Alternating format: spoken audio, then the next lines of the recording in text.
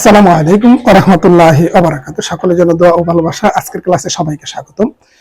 সুপ্রিয় শিক্ষার্থীরা, যারা এসএসসি পরীক্ষা দিবে, আমি তাদের জন্য উচ্চতর বাংলা ব্যাকরণ থেকে আলোচনা করতেছিলাম। আমি আজকে তোমাদের জন্য একটা বাক্যের মধ্যে শব্দের ব্যাকরণিক চিহ্নিতকরণ দেখাবো।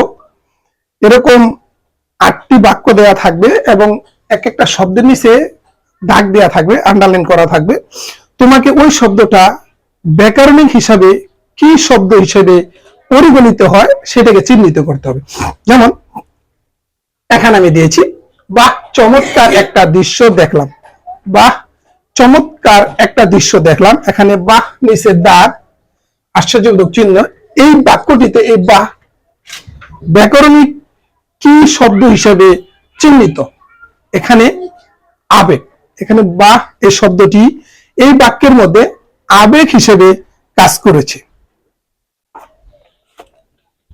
এরপরে আমাদের দেশের প্রাকৃতিক সৌন্দর্য অতুলনীয়।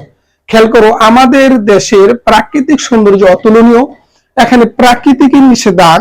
এই প্রাকৃতিক শব্দটি এই বাক্যে বিশেষণ পদ হিসেবে কাজ করছে। বিশেষণ পদ হিসেবে কাজ করছে।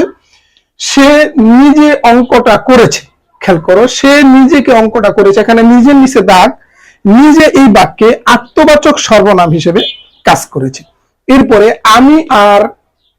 তুমি আর আমি প্রতিদিন কলেজে যাই। খেয়াল করো, তুমি আর আমি প্রতিদিন কলেজে যাই। এখানে আর নিচে দাগ, যোজক হিসেবে কাজ করেছে, সংযুক্ত যোজক হিসেবে কাজ করেছে। এরপরে ছেলেটা জোরে চিৎকার করে উঠলো।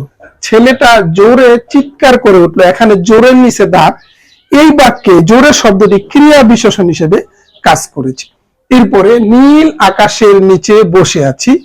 এখানে খেয়াল করো, নীল শব্দ নিচে দাগ। এখানে এই নীল শব্দটি বাক্যে বিশেষণ হিসেবে কাজ করেছে। বিশেষণ। আগামীকাল তুমি একবার এসো। এই বাক্যে এসো নিচে দাগ দেয়া আছে। এখানে এসো ক্রিয়া। এসো কি ক্রিয়া। এরপরে ময়না পাখি কথা বলতে পারে। এখানে ময়না পাখির নিচে দাগ। তাহলে এই ময়না পাখি বিশেষ্য পদ হিসেবে কাজ করেছে।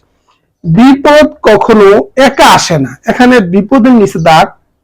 এই বাক্যে এই বিপদ বিশেষ্য পদ হিসেবে কাজ করেছে।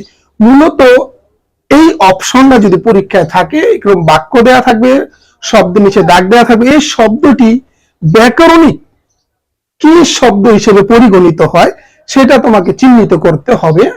যেমন এখানে বা বলছি আবেগ, প্রাকৃতিক বিশেষণ পদ হিসেবে কাজ করেছে। নিজে আত্মবাচক সর্বনাম হিসেবে কাজ করেছে। আর যোজক হিসেবে কাজ করেছে। জোরে ক্রিয়া বিশেষণ হিসেবে কাজ করেছে। নীল বিশেষণ। এরপরে এসো ক্রিয়া হিসেবে কাজ করেছে। ময়না বিশেষ্য। বিপদ বিশেষ্য পদ হিসেবে কাজ করেছে। আসলে আমরা পদ প্রকরণ এবং বাক্য প্রকরণ, শব্দ প্রকরণ যেখানে যেটাই পড়ি না কেন, সর্বনাম, বিশেষ্য, বিশেষণ, ক্রিয়া, সর্বনাম এগুলা যখন পড়ব, এগুলা আসলে কোন শব্দটা বিশেষণ কোনটা বিশেষ্য এগুলো আমাদেরকে একটু ভালোভাবে দেখলে ব্যাকরণ বই থেকে, তাহলে এই শব্দগুলো সহজেই চিহ্নিত করা যাবে। এছাড়াও আমাদের যে বাক্যের মধ্যে শব্দের ধরন হিসেবে আমরা চিহ্নিত করতে পারি। যেমন বাহ এখানে একটা আবেগ প্রকাশ করেছে, আবেগ হিসেবে কাজ করেছে।